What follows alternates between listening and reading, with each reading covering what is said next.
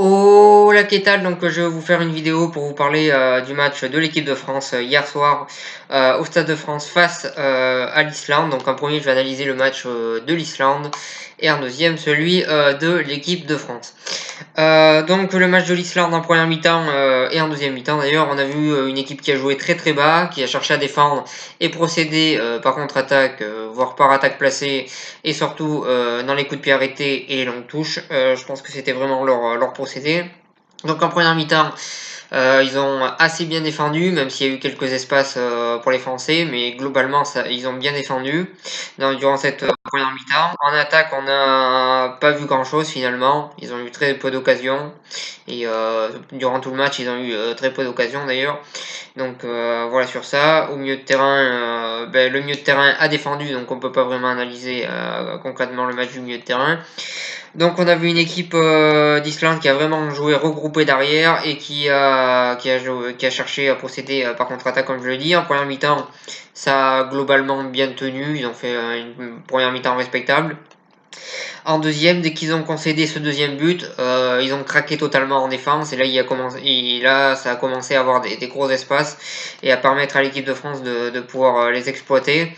Je pense qu'ils ont craqué au fil et à mesure du match, tout simplement parce que la France a bien joué son coup et a bien joué offensivement et a fait craquer cette défense islandaise. Mais globalement, le jeu de l'Islande, c'était clairement de rester en défense et de procéder par contre-attaque. Ils ont fait ce qu'ils ont pu avec les moyens qu'ils avaient.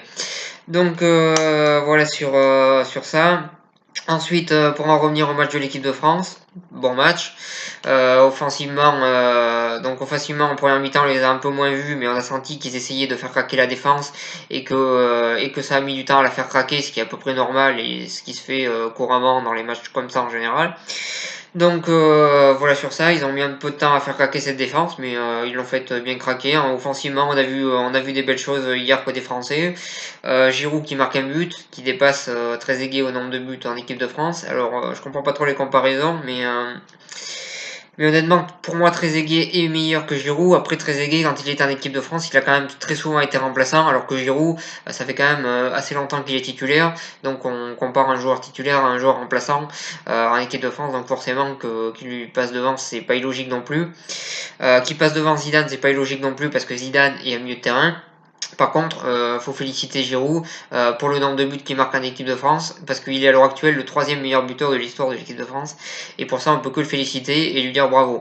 Donc voilà sur ça, donc un match plutôt intéressant de Giroud plus un but. Griezmann que j'ai encore une fois trouvé très intéressant dans ses déplacements, il n'hésite pas à venir défendre. En attaque, il apporte des bonnes choses avec ses centres et notamment avec ses tirs également et ses passes. Donc voilà, c'est Griezmann, il apporte énormément en équipe de France offensivement et il est intéressant à voir en équipe de France. Donc voilà sur ça. Et je trouve les matchs de Griezmann assez intéressants. Et voilà sur ça, sur la performance de Griezmann. Celle d'Mbappé a été bonne aussi. Très bonne performance de sa part. Il marque un but, il a été présent dans le jeu. Donc voilà, bonne performance de sa part. Offensivement, c'était bien.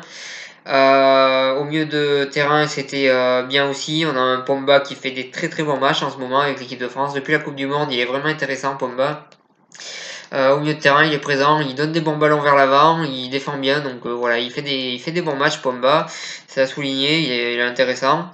En défense, ils n'ont pas eu grand chose à faire, mais ils l'ont globalement bien fait. Umtiti qui s'est transformé en attaquant et qui marque un but.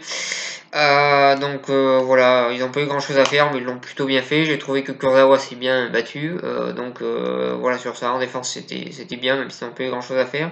Au milieu de terrain, c'était bien aussi, mais bon, globalement, ce que j'ai envie de souligner, c'est que d'habitude, l'équipe de France a du mal face à ses défenses regroupées face à ses défenses regroupées. Et là, finalement, ils ont su les faire craquer assez facilement. Donc voilà, je trouve que c'est plutôt encourageant pour la suite ce match de l'équipe de France. Et voilà, c'est une belle victoire 4-0. Ils ont bien géré. Ils ont fait leur match, ils ont gagné. Voilà, il y a rien de spécial d'autre à dire. Pour moi, c'est un bon match de l'équipe de France et félicitations à eux. Bon match. Ils ont fait ce qu'ils avaient à faire. Il va falloir continuer pour assurer cette qualification à l'Euro 2020. Mais en attendant, on voit des belles choses côté français et félicitations à eux. Donc voilà sur ça. Je vous remercie de m'avoir suivi et je vous souhaite une bonne continuation.